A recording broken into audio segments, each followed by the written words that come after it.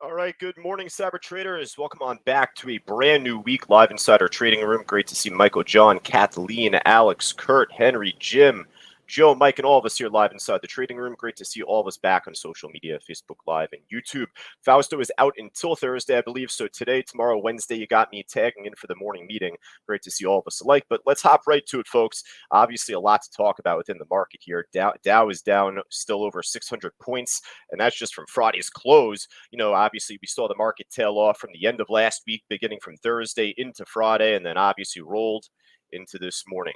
So, we're going to be following a down market with that in mind. For those of us that are on IRA accounts or cash accounts that cannot short, well, hey, this is where we need to be patient, because the last thing that you want to do is catch the falling knife and just try and, take a, trade looking for a Hail Mary bounce. And then all of a sudden, instantly, you're down a lot of money. That's the last thing that you want to do, especially as day traders here. So with that, you need to be a little patient perhaps, but it's not just being patient. There are stocks that are going, against the grain, moving on up, exploding even. Look at this Dawn stock up over 126%, still running as we speak. Hey, the only concern on this stock in particular, if anything, is the lack of liquidity. It's had some pretty thin volume all throughout pre-market, like all throughout. I guess the spreads are containing a little bit better now after 8:30, but it's been a pretty volatile move, pretty big moving stock at least. But you have to try and get in at the right place at the right time. Now, just between you and me, I didn't check the news out on this stock this morning, folks. Is this Dawn soap? I don't think so. Day one biopharmaceuticals. So I'm just going to type this in on Benzinga Pro, check the news out on this thing really quickly. Looks like on Sunday, this company announced results of a relapse pediatric low-grade study, blah, blah, blah, blah, blah, a bunch of words above my pay grade there. So with that, you hope to see a nice pop like this, and we've had it really since, 7 o'clock. But with that said, when is this going to begin to pull back or tank, go the other way? That's always the question. And the more and more a stock like this, pushes up, then you have to worry about that. So with that, going into the market open, well, it's just to say this stock took a huge hit back from midway of last year, about a year ago, basically from like 26 and change all the way down to sub 5 perhaps there, and getting a big squeeze. So is this getting the AERC treatment? Is this getting the red box treatment perhaps? Yeah, certainly. It seems like it. Well, what's happened to these stocks so far? I mean, maybe not Redbox yet, but it's actually happened in the past to Redbox, and obviously AERC. You're seeing that here. Well, when the volume dies off, this thing is going to absolutely tank. So you have to be really careful on this trade, Dawn. But for right now, at least, hey, we'll put this stock in particular on the morning watch list. How could we not, right? But folks, we do have a lot to talk about here. Like I had mentioned, obviously, like I said, the markets are down here, but there's a couple of housekeeping notes I just want to bring up. Like I brought up just before, Fausto is in Florida. He's in not on vacation. He's doing a couple of big meetings down there, so he'll be back on Thursday. But on Thursday of this week, he will be actually on Price Headley's platform doing an introductory to day trading webinar. So just stay tuned for that. Be on the lookout for that coming Thursday. For all of us on social media, Facebook Live, YouTube. For those of us that appreciate Fausto doing the morning meetings. Whether you like me or not, doesn't matter. Just I know that you folks love Fausto. I want to make it up to you tomorrow. Tomorrow. We are doing our live workshop Traders Talk, which is going to remain inside the live trading room, but it will be a bit of a simulcast for all of us on social media, Facebook Live, and YouTube. So for all of us on social media right now, just make sure that you stay tuned on our YouTube channel for that, youtube.com/cybertradingu. That'll be at 11 o'clock Eastern time live. We try and do that a couple of times throughout the calendar year for you folks there to give you a small glimpse or taste of to what it's to be like inside our live trading room. So, again, tomorrow at 11 o'clock Eastern time, I'll come back on live and we'll do a full 1 hour detailed workshop, likely covering the moves from today and likely from tomorrow as well. If you have any questions that you would like to send over for tomorrow's workshop, may as well type my email address early here. I always do at the end of these streams, but josh@c2trading.com. Tomorrow's workshop, Traders Talk on YouTube.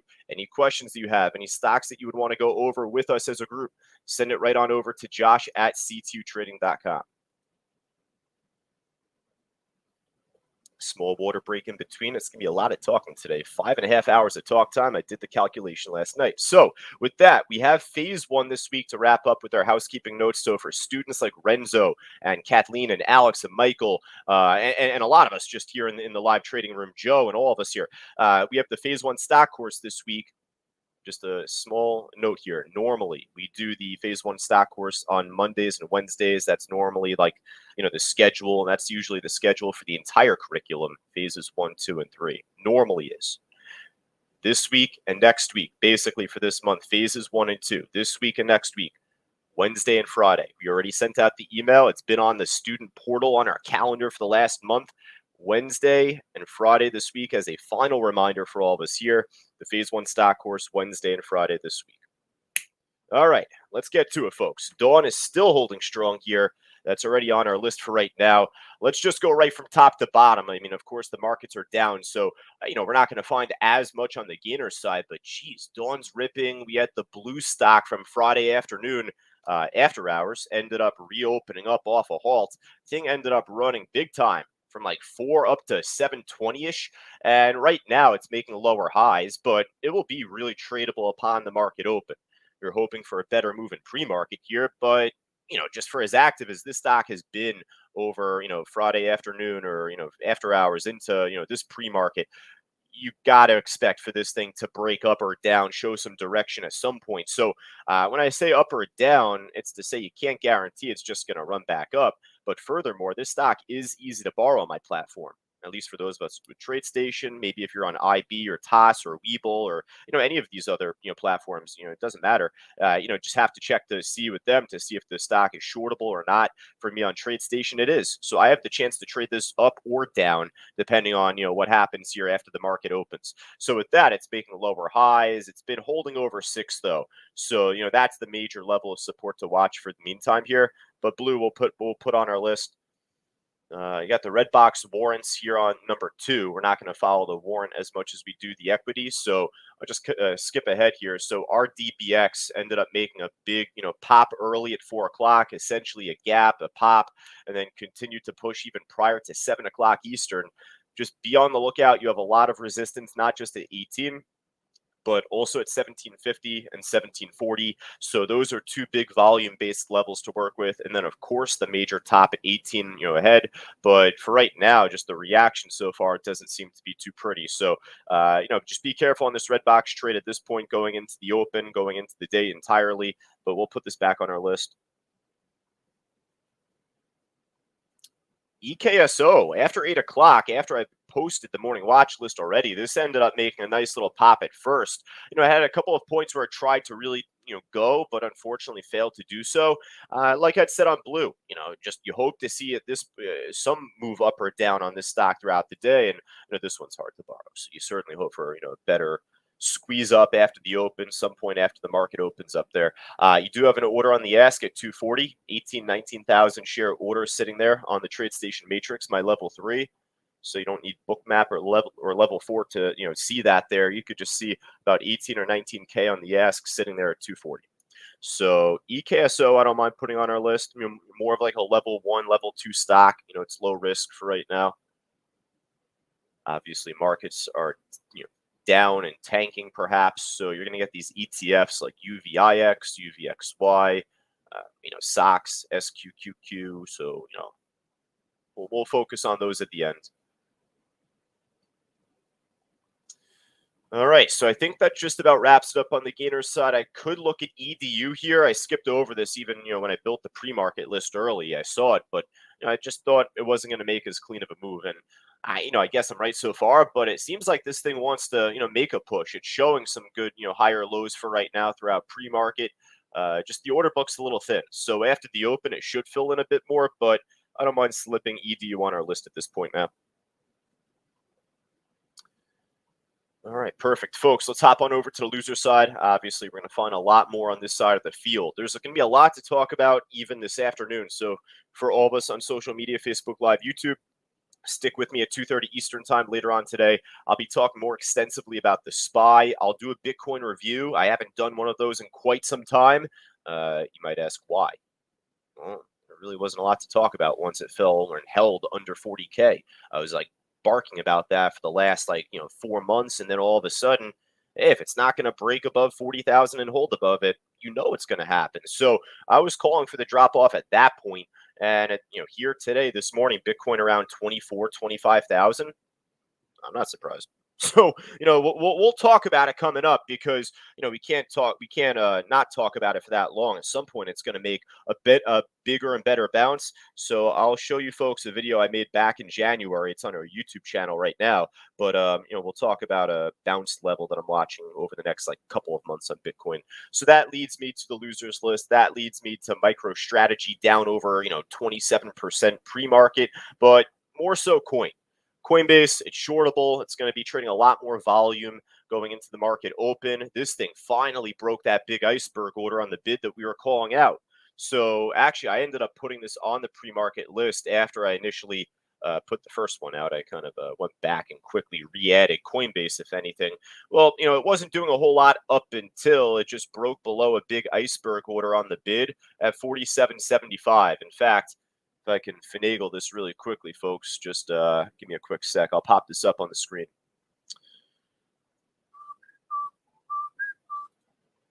All right, so Coinbase ended up having a big 25,000 share iceberg on the bid at 47.75. It was there throughout pre-market. After 8 o'clock, it showed. So ultimately, it took a while, but once it broke under that 47.75, so, yeah, at this point right now, obviously not only is it a really good short, but I would expect 47.75 at first to be resistance. So Coinbase will add back on our list here. Riot, this one is shortable on my platform, whereas Mara is not. So, I don't mind slipping Riot on our main list here at this point too, kind of tagging it alongside the Coinbase trade. Let's see. There's going to be a lot more that's down, folks. So, hey, if there's any stocks that look good, primarily as a short, type it in the chat board. It might be down 5, 6, 8%, but I'm not finding it here on the loser side here because it's not down enough, apparently.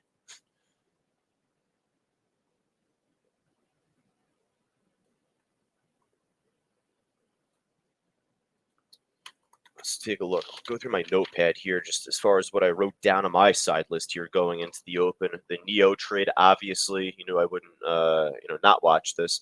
So, it's just down kind of that 5% area. It's a little slow. It's trending down.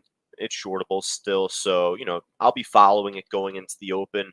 You could say the same thing on a cruise line like CCL, though. I wrote this down on my notepad too. American Airlines going to be too slow for my blood, I think. I think that's going to be too liquid. It's going to be hard to, really see this make a bigger and better move compared to those. AMC is hard to borrow my platform this morning. It's just looking very staticky. It's holding over support, you could say. So not a whole lot happening there. If anything, I like the Neo and the CCL trade at least, but I'll keep them on the side altogether. Nothing really too special about them here. Just they're following the market. Looks like some Thinkorswim outages on level 4 that they have. So hopefully they get that back up and running shortly for Joe and Jim and a few of us inside the live trading room. Check out AMD, a little expensive, but hey, it's a pretty volatile stock and pretty liquid stock for $90, $100 stock roughly. So I could kind of follow this too on the side.